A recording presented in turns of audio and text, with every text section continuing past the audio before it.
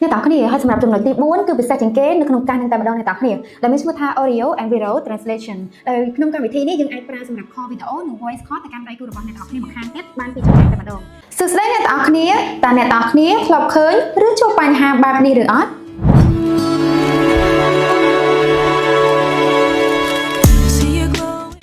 បញ្ហារឿងភាសាទៀតហើយថ្ងៃនេះខ្ញុំនឹងមកបង្ហាញអ្នកនរគ្នាជាមួយនឹងការចំនួនថ្មីរបស់ Language នោះគឺ Air103 ដែលអាចបកប្រែភាសាបានរហូតដល់165ភាសាបានយ៉ាងងាយស្រួល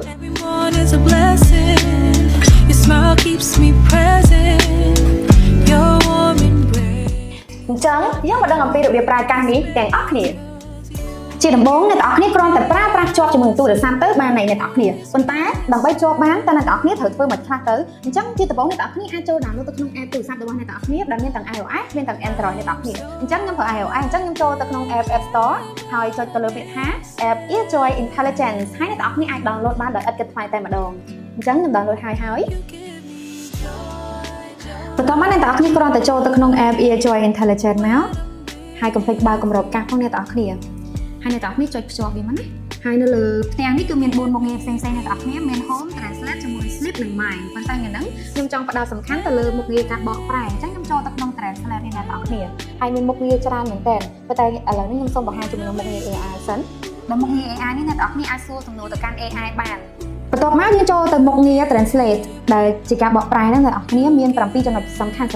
ឥឡូវនេះខ្ញុំមកបង្ហាញជាមួយនឹងចំណុចទី1គឺ Translation Machine អ្នកទាំងគ្នាកន្លែងនេះគឺយើងអាចបកប្រែបាននៅលើទូរស័ព្ទដៃដោយផ្ទាល់ហើយមិនចាំបាច់ប្រើប្រាស់ជំនាញកាត់ក៏បានដែរអ្នកទាំងគ្នាបន្ទាប់មកអ្នកទាំងគ្នាចូលជាមួយនឹងកម្មវិធីទី2ម្ដងកម្មវិធីទី2មានឈ្មោះថា Binaural Translation អ្នកទាំងគ្នាចូលមកកាន់កម្មវិធីអ្នកទាំងគ្នានឹងឃើញបែបនេះដោយសារតែកម្មវិធីនេះគឺយើងប្រើប្រាស់សម្រាប់និយាយជាមួយនឹងដៃគូរបស់យើងដែលប្រើកាសម្ខាងម្នាក់ដើម្បីឆ្លើយឆ្លងគ្នាហើយអ្នកទាំងគ្នាអាចជ្រើសរើសភាសានៅលើបានគ្នាអញ្ចឹងថ្ងៃហ្នឹងខ្ញុំនិយាយជាភាសាអង់គ្លេសហើយដៃគូខ្ញុំក៏និយាយជាមួយភាសាខ្មែរអញ្ចឹងយើងកំណត់ភាសានៅលើទូរស័ព្ទដៃទៅគឺជាការស្រេចឥឡូវខ្ញុំសាកមកតេស្តសិនដែលយើងគ្រាន់តែថានេះគឺយើងអាចឆ្លើយឆ្លងគ្នាបានអ្នកទាំងគ្នា Hello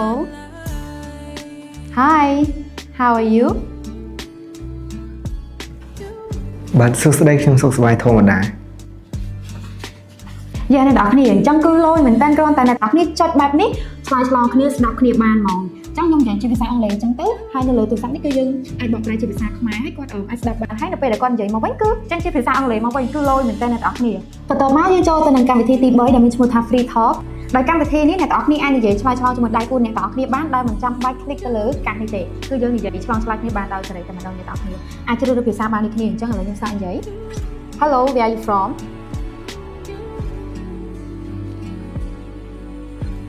ខ្ញុំមកពីប្រទេសកម្ពុជាចុះអ្នកវិញ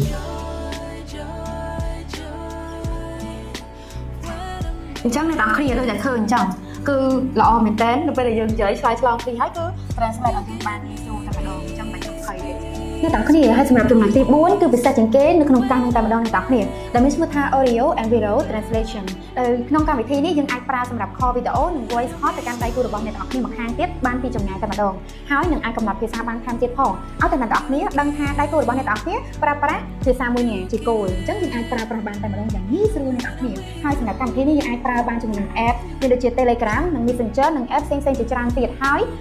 សំខាន់ឲ្យតែអ្នកទាំងគ្នាដឹងថាតើដៃគូរបស់អ្នកទាំងគ្នាប្រើ app អ្វីហើយសម្រាប់ថ្ងៃនេះដៃគូរបស់ខ្ញុំក៏ប្រើជាមួយ app Telegram អញ្ចឹងខ្ញុំជ្រើសរើសជាមួយនឹង Telegram សម្រាប់ invite link ហ្នឹងទៅឲ្យគាត់អញ្ចឹងនៅពេលដែលខ្ញុំចុចកន្លែង call មក video call ហើយចុច app Telegram ហើយខ្ញុំ search ឈ្មោះគាត់មកនៅពេលដែលខ្ញុំចុច send គឺ link ហ្នឹងទៅកាន់គាត់ auto ចេញតែម្ដងអ្នកទាំងគ្នាហើយនៅពេលដែលយើងនិយាយគឺល្អមែនតើអ្នកទាំងគ្នាមានការ translate នៅលើអេក្រង់យើងតែម្ដងឥឡូវខ្ញុំសាក call សិនណា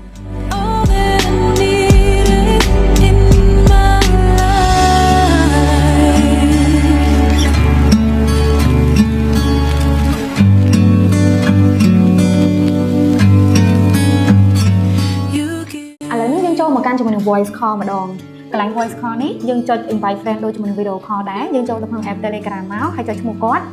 ហើយ send link ហ្នឹងទៅកាន់គាត់ដើម្បីឲ្យគាត់ចុច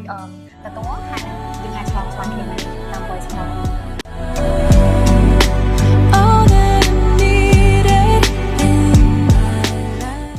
Hello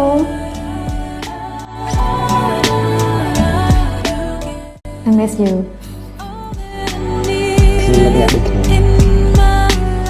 អូខេអញ្ចឹងអ្នកទាំងគ្នានៅពេលយើង call គឺលុនបែបនេះអូយគឺពិសេសត្រង់នឹងតែម្ដងអ្នកទាំងអស់គ្នាហើយនៅពេលដែលអ្នកទាំងអស់គ្នាខជាមួយនឹងដៃគូរបស់អ្នកទាំងអស់គ្នាឬក៏សន្ទនាជាមួយនឹងដៃគូអ្នកទាំងអស់គ្នាហើយដៃគូអ្នកទាំងអស់គ្នាមិនចាំបាច់ប្រើជាមួយនឹងកាសហើយនឹង app នោះទេគឺខលបានតែទូរស័ព្ទទៅទេគឺបានហើយអ្នកទាំងអស់គ្នា yes វីដេអូនេះផលិតដោយក្រុមហ៊ុន Lenses Cambodia ផលិតផល Lenses មានដូចជា speaker នាឡិកាឆ្លាតវៃកាសក្តាប់ត្រចៀកកាស Bluetooth ដុំសាកខ្សែសាក power bank ឧបករណ៍សាកឡានតម្លៃ AI 360 degree ចិញ្ចប់ទូរស័ព្ទ adapter បញ្ជូនទិន្នន័យកន្ទុយបារីកាមេរ៉ាសុវត្ថិភាព screen ខេសទូរស័ព្ទ